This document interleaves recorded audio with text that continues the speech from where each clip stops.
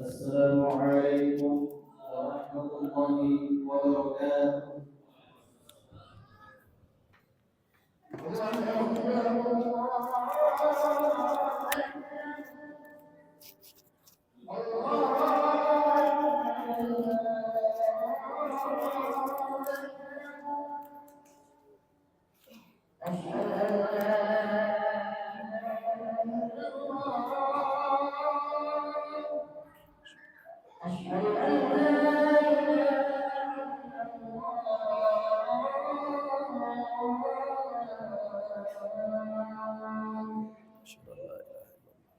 أشهد أن محمد رسول الله. أشهد أن محمد رسول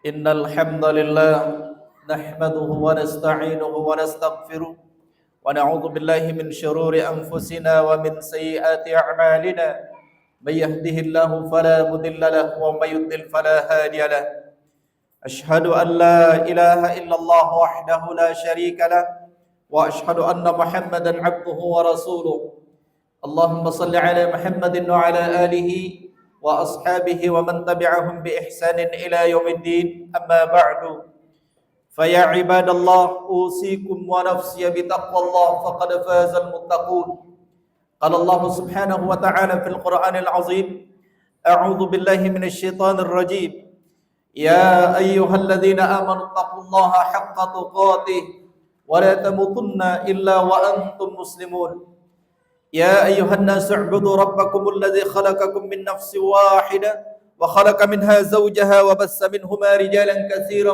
ونساء واتقوا الله الذي تساءلون به والأرحام إن الله كان عليكم رقيبا يا أيها الذين آمنوا اتقوا الله وقولوا قولا سديدا يصلح لكم أعمالكم ويغفر لكم ذنوبكم ومن يطع الله ورسوله فقد فاز فوزا عظيما Ma'asyiral muslimin jamaah Jumat rahimakumullah. Alhamdulillah kita panjatkan puji syukur kehadirat Allah Subhanahu wa taala. Allah yang telah begitu banyak memberikan limpahan nikmat dan karunia-Nya kepada kita semua. Terutama nikmat yang paling besar yang Allah berikan adalah hidayah iman dan Islam.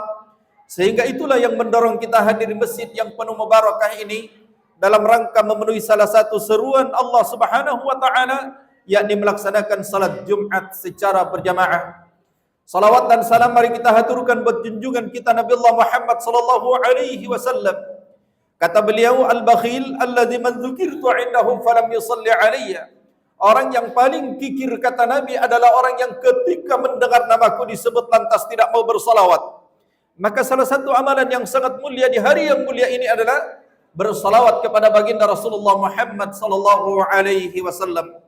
Dan sebagai khatib saya berwasiat buat diri saya dan seluruh jamaah sekalian, mari senantiasa meningkatkan iman dan takwa kita kepada Allah dengan istiqamah menjalankan perintah-perintah Allah dan meninggalkan larangan-larangannya.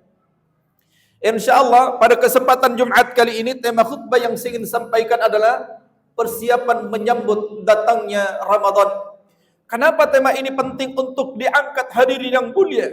Karena bagi mereka yang beriman kepada Allah Subhanahu wa taala, yang selalu dinanti-nantikan adalah datangnya bulan suci Ramadan, disebabkan karena banyaknya kemuliaan dan keutamaan yang terkandung di dalamnya.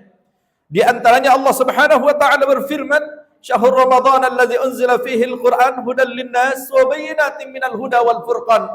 Bulan Ramadan di mana Allah turunkan pertama kali Al-Qur'an sebagai petunjuk bagi manusia dan penjelasan terhadap petunjuk tersebut, dan dia adalah Al-Furqan.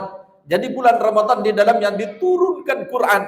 Selanjutnya, Ramadan kita nantikan di dalamnya adalah bulan yang penuh dengan maghfirah, bulan dengan ampunan Allah Subhanahu wa taala, maka kesempatan untuk mensucikan diri kita pada saat bulan suci Ramadan.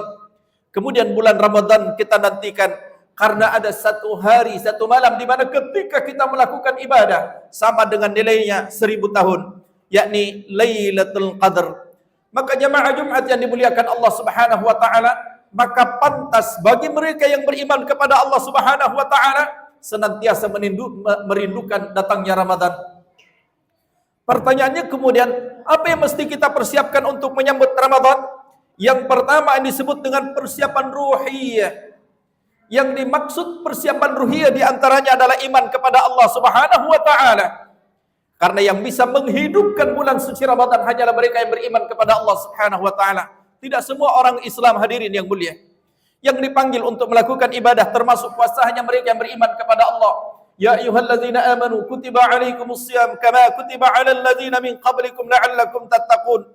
Wahai sekalian orang-orang yang beriman, jadi mereka yang dipanggil adalah mereka orang yang beriman kepada Allah Subhanahu wa taala, tidak semua orang Islam.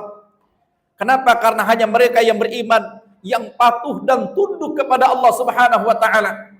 Kalau seorang Islam belum tentu beriman, tapi beriman sudah pasti Islam. Kalau orang sudah mengucapkan 2 kalimat syahadat, itu sudah Islam namanya hadirin yang mulia. Tapi apa sudah sampai ke tataran mukmin? Belum tentu. Kenapa? Syarat mukmin itu ada 3. At-tasdiqum bil qalbi wa iqrarum bil lisan wa amalum bil arkan. Pembenaran dalam hati diucapkan dengan lidah dan diamalkan dengan amal-amal perbuatan. Jadi kalau ada orang mengatakan saya beriman kepada Allah, tapi ketika diperintah salat dia tidak mau salat, maka dia bukan golongan orang beriman meskipun dia sudah muslim. Ketika Ramadan masuk disuruh untuk menjalankan ibadah puasa, tapi ternyata ketika Ramadan tidak menjalankan ibadah puasa, maka dia tidaklah termasuk golongan mukmin atau orang yang beriman, tapi dia termasuk golongan muslim. Maka hadirin yang dimuliakan Allah Subhanahu wa taala, iman ini sangat penting bagi kita untuk kita mempersiapkan diri kita memasuki Ramadan. Apalagi iman ini hadirin yang dimuliakan Allah Subhanahu wa taala, itu terkadang naik dan terkadang turun. Iman kita itu naik dengan ketaatan kepada Allah Subhanahu wa taala. Jadi kalau kita ingin mengetahui kapan iman kita naik, maka itu bisa kita rasakan ketika ketaatan kita kepada Allah Subhanahu wa taala meningkat. Tapi kapan iman itu turun? Ketika kita semakin malas dalam rangka ibadah kepada Allah Subhanahu wa taala. Maka hadirin yang dimuliakan Allah Subhanahu wa taala, iman ini teramat sangat penting untuk kita perbaiki menyambut bulan suci Ramadan. Bagaimana menata iman ini menyambut datangnya Ramadan? Membiasakan dengan menghidupkan amalan-amalan yang sangat mulia. Bahkan Nabi SAW jauh sebelumnya sudah mempersiapkan diri menyambut datangnya Ramadan. Pertama dengan berdoa kepada Allah Subhanahu wa taala. Nabi SAW mengajarkan doa kepada kita semua, Allahumma barik lana fi Rajab wa Sya'ban wa ballighna Ramadan. Ya Allah, berkahi kami di bulan Rajab, di bulan Sya'ban, dan sampaikan bulan suci Ramadan. Makanya bagi mereka yang beriman kepada Allah Subhanahu wa taala, persiapan menyambut Ramadan ini dimulai dari bulan Rajab. Mereka banyak melakukan ibadah kepada Allah Subhanahu wa taala disebabkan karena kemuliaan bulan itu. Bulan Rajab adalah salah satu di antara bulan-bulan haram. Siapa yang melakukan ibadah kepada Allah Subhanahu wa taala, maka nilainya lebih baik daripada bulan-bulan selain bulan-bulan haram. Maka disunahkan kita untuk membiasakan diri kita menyambut datangnya Ramadan mulai dari bulan Rajab. Dengan apa? Dengan berpuasa hadirin yang dimuliakan Allah. Kemudian masuk bulan Sya'ban ini, Nabi Shallallahu Alaihi Wasallam paling banyak melaksanakan puasa pada bulan Sya'ban. Kenapa? Itulah semua persiapan menyambut datangnya Ramadan.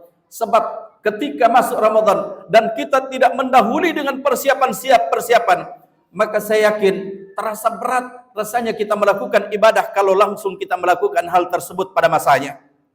Jadi persiapkan diri dengan amalan-amalan tersebut. Apalagi amalan yang perlu kita lakukan, hadirin yang mulia, tilawatil Quran. Kalau kita tidak terbiasa dengan membaca Al-Quran, maka akan berat bagi kita untuk bagaimana pada saat Ramadan kita menghidupkan Ramadan dengan bacaan-bacaan Quran, hadirin yang dimuliakan Allah Subhanahu wa taala. Maka mulai sekarang kita mempersiapkan diri atau melatih diri. Kalau perlu dimulai dari bulan Rajab, di bulan Sya'ban ini kita niatkan untuk 2 bulan ini untuk mengkhatamkan Quran, hadirin yang mulia. Jadi kalau bulan Rajab kita khatamkan 1 kali, bulan Sya'ban 1 kali, insyaallah kita akan berikhtiar dan berjuang minimal pada saat Ramadan kita bisa mengkhatamkan 2 kali pada saat Ramadan. Maka hadirin yang dimuliakan Allah Subhanahu wa taala, ini persiapan iman. Kemudian selanjutnya yang dimuliakan Allah Subhanahu wa taala disebut dengan persiapan ilmu. Kenapa persiapan ilmu itu sangat penting dalam sebuah ibadah? Karena mendahulukan ilmu dalam sebuah ibadah adalah sebuah keniscayaan. Karena kesempurnaan ibadah kita kepada Allah Subhanahu wa taala tergantung dari kita mengilmui ibadah tersebut. Kita belajar tentang tentang masalah-masalah yang terkait dengan Ramadan, keutamaan Ramadan, amalan-amalan Ramadan, hal-hal yang membatalkan ibadah kita pada saat Ramadan. Itulah yang mesti kita pahami, hadirin yang dimuliakan Allah Subhanahu wa taala. Sebab Rasulullah Sallallahu Alaihi Wasallam telah memberikan kepada kita isyarat, indikasi betapa banyak orang ketika Ramadan tidak mendapatkan apa-apa, hadirin yang mulia, karena dia tidak memahami tentang bagaimana berpuasa pada saat Ramadan. Nabi Sallallahu Alaihi Wasallam memberi peringatan, kam min shaimin laisa lahu jazaa'un illal ju' wal atash. Berapa banyak orang yang melaksanakan ibadah puasa tidak mendapatkan apa-apa kecuali lapar dan dahaga. Kenapa? Karena pemahaman dia tentang puasa hanya menahan diri, yaitu menahan lapar, tidak makan minum, tidak berhubungan suami istri, mulai dari terbit fajar sampai terbenamnya matahari, itu saja. Sementara mereka tidak pernah meninggalkan hal-hal yang membatalkan nilai-nilai puasa, tidak berusaha untuk mengetahui apa yang membatalkan nilai-nilai puasa. Gibah tetap dikerjakan. Gibah ini paling banyak menggugurkan dosa, mendatangkan dosa bagi kita semua, hadirin yang mulia. Bukan hanya dengan lisan-lisan kita, tapi tulisan-tulisan kita. Kita menggibah orang lain, menggibah tetangga kita, bahkan ada gibah politik namanya. Gibah politik itu artinya kita mencela orang lain yang boleh jadi berbeda dengan kita. Maka ini semua bisa menggugurkan dosa-dosa kita. Makanya hadirin yang dimuliakan Allah Subhanahu wa taala, di bulan ini sebelum datangnya Ramadan, kita berusaha untuk namanya riyadhah. Kita melatih diri kita supaya kita bisa menyempurnakan ibadah kita kepada Allah Subhanahu wa taala. Kemudian yang ketiga, persiapan kita adalah persiapan disebut dengan maliyah, persiapan harta. Harta ini bukan untuk makan yang lebih daripada hari-hari biasanya, tapi lebih bagaimana kita berinfak di jalan Allah Subhanahu wa taala, mengeluarkan sebahagian harta-harta kita di jalan Allah Subhanahu wa taala. Itu pada saat Ramadan, karena Allah Subhanahu wa taala melipat gandakan pahalanya. Ayat secara umum memberikan motivasi kepada kita. Masalul ladzina yunfikuna amwalahum fi sabilillah kamathali habbatin ambatat sab'a sanabila fi kulli sumbulatin mi'atu habbah wallahu yudha'ifu liman yasha wallahu wasi'un alim. Perumpamaan orang-orang yang menafkahkan hartanya di jalan Allah seperti seseorang menanam 1 biji. 1 biji itu kemudian menumbuhkan 7 tangkai. Setiap tangkainya kata Allah 100 biji. Kali 7 berarti 100 biji, 700 biji. Mana Allah bilang wallahu yudha'ifu liman yasha. Allah akan melipat gandakan lebih daripada itu bagi siapapun yang dikehendakinya. Ayat ini secara umum maksudnya bisa berlaku di luar bulan suci Ramadan. Apalagi kalau pada saat bulan suci Ramadan jauh lebih besar pahalanya di sisi Allah Subhanahu wa taala. Maka hadirin yang dimuliakan Allah Subhanahu wa taala, persiapan selanjutnya adalah persiapan maliyah. Kemudian yang keempat, yang terakhir, tekad kita untuk istiqamah. Tekad untuk istiqamah. Kenapa ini sangat penting, hadirin yang mulia? Sebab kebanyakan kita ketika masuk Ramadan semua orang bersuka cita, menyambut datangnya Ramadan itu dengan penuh kegembiraan. semangat ibadahnya iya, baca Quran iya, berjamaah iya. Makanya kalau awal Ramadan penuh masjid, ramai orang melantunkan ayat-ayat suci Al-Quran. Akan tetapi sungguh sangat menyedihkan, seiring berjalannya Ramadan hadirin yang dimuliakan Allah Subhanahu wa taala, masuk 10 sepertiga akhir Ramadan semakin banyak orang meninggalkan amalan-amalan Ramadan. Masjid mulai ditinggalkan, tilawah sudah tidak dikerjakan. Padahal seandainya kita bisa memilih, biarlah di awal-awal mungkin kita biasa-biasa saja, tapi di sepertiga akhir Ramadan justru kita berusaha untuk semakin bersemangat, karena justru kemuliaan Ramadan itu ada di sepertiga akhirnya. Kenapa? Di sepertiga akhir Ramadan itulah yang kita nanti-nantikan bersama Lailatul Qadar. Inna anzalnahu fi Lailatul Qadar. Wa ma adraka ma Lailatul Qadar. Lailatul Qadar khairum min alfi syahr. Ini yang kita inginkan hadirin yang mulia. Lebih baik daripada 1000 bulan. Dan itu adanya di mana? Adanya di sepertiga akhir Ramadan. Maka sangat merugi kalau di awal Ramadan kita bersemangat, tapi kemudian di pertengahan dan di terakhirnya kemudian kita meninggalkan amalan, maka kita tidak akan mendapatkan ini yang dimuliakan Allah Subhanahu wa taala. Maka niatkan dan bulatkan tekad, mumpung Allah, insyaallah kalau Allah pertemukan dengan Ramadan, mumpung Allah pertemukan kita dengan bulan suci Ramadan, kita bertekad dan untuk istiqamah. Dan ini orang yang istiqamah kepada Allah Subhanahu wa taala itu dijanjikan oleh Allah. Perhatikan apa janjinya Allah. Innal ladzina qalu rabbuna Allah, sesungguhnya mereka yang mengatakan Rabb kami ialah Allah. Ketika kita mengatakan Rabb kami ialah Allah, adalah konsekuensinya adalah menjalankan perintah dan meninggalkan larangan. Itu konsekuensi ketika kita mengatakan Rabb kami ialah Allah. Summastaqamu, kemudian dia beristiqamah. Perhatikan apa janjinya Allah. Tatanazzalu alaihimul malaika, Allah turunkan malaikat-malaikat. Allah takhafu, jangan takut, wala tahzanu, dan jangan bersedih hati. Wa abshiru bil jannati allati kuntum tu'adun, dan berikan kabar gembira dengan syurga dijanjikan oleh Allah Subhanahu wa taala. Hadirin jamaah Jumat yang dimuliakan Allah Subhanahu wa taala, saya kira ini yang sempat sampaikan pada khutbah yang singkat ini. Sebagai kesimpulan dari apa yang sempat sampaikan, mari kita persiapkan diri kita sebaik-baiknya untuk menyambut datangnya Ramadan ini. Pertama disebut dengan persiapan ruhiyah. Di dalamnya ada iman kepada Allah Subhanahu wa taala dengan amalan-amalan yang bisa meningkatkan keimanan kita kepada Allah Subhanahu wa taala. Selanjutnya ada doa kepada Allah Subhanahu wa taala. Terus-menerus berdoa meskipun Ramadan ini sudah dekat, tapi tidak ada jaminan kita yang hadir di sini masih sampai dengan Ramadan. Tidak ada jaminan. Maka perkuat doa kita kepada Allah Subhanahu wa taala. Kemudian selanjutnya, persiapan selanjutnya adalah persiapan ilmu. Kita belajar tentang bagaimana hal-hal yang terkait dengan Ramadan. Karena tentu kita menginginkan kesempurnaan ibadah pada saat Ramadan. Kemudian yang ketiga adalah persiapan harta. Persiapkan harta-harta terbaik kita untuk kita infakkan di jalan Allah Subhanahu wa taala. Dan yang terakhir, kita bulatkan tekad kita untuk istiqamah dalam amalan, terutama ketika Allah pertemukan kita dengan Ramadan. Barakallahu li wa lakum fil Qur'anil azim. Wa nafa'ni wa iyyakum bima fihi minal ayati wa zikril hakim. Wa taqabbalallahu minni wa minkum tilawatahu innahu huwal ghafurur rahim.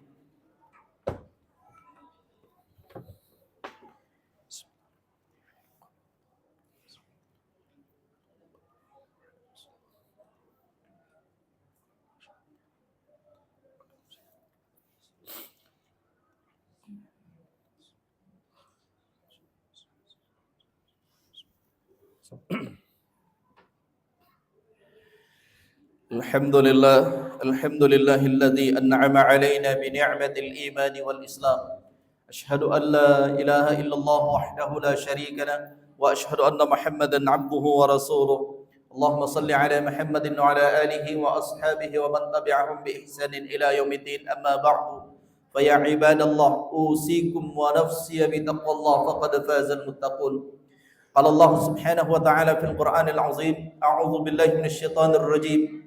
يا أيها الذين آمنوا اتقوا الله حق تقاته ولا تموتن إلا وأنتم مسلمون. فقال أيضا إن الله وملائكته يصلون على النبي يا أيها الذين آمنوا صلوا عليه وسلموا تسليما. اللهم صل على محمد وعلى آله وأصحابه ومن تبعهم بإحسان إلى يوم الدين. اللهم اغفر للمؤمنين والمؤمنات والمسلمين والمسلمات الأحياء منهم والأموات إنك سميع قريب مجيب الدعوات ويا قاضي الحاجات. اللهم ربنا ظلمنا أنفسنا وإن لم تغفر لنا وترحمنا لنكونن من الخاسرين ربنا هب لنا من أزواجنا وذرياتنا قرة أعين واجعلنا للمتقين إماما اللهم إنا نسألك رضاك والجنة ونعوذ بك من سخطك والنار اللهم بارك لنا في رجب وشعب وبلغنا رمضان يا الله وبلغنا رمضان اللهم أرنا الحق حقا وارزقنا اتباعه وارنا الباطل باطلا وارزقنا اجتنابه ربنا آتنا من لدنك رحمة وهيئ لنا من أمرنا رشدا ربنا آتنا في الدنيا حسنة وفي الآخرة حسنة وقنا عذاب النار عباد الله إن الله يأمر بالعدل والإحسان وإيتاء ذي القربى وينهى عن الفحشاء والمنكر والبغي يعظكم لعلكم تذكرون ولذكر الله أكبر والله يعلم ما تصنعون